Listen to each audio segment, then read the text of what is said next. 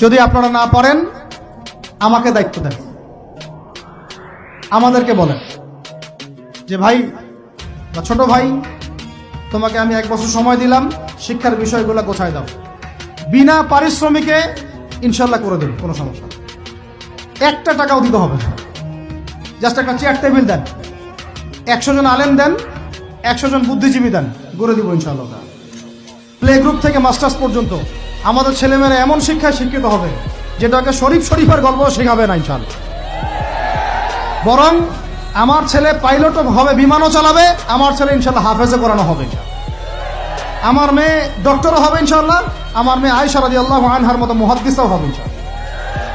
আমাদের এক ভাই, সে রাজনীতিবিদও হবে ইনশাআল্লাহ, জুমার খুতবাও দিতে পারবে ইনশাআল্লাহ। আল্লাহর কসম করে বলতেছি, এমন শিক্ষা চালু করা সম্ভব, শুধু আপনারা যদি একটু সৎসাহস দেখান।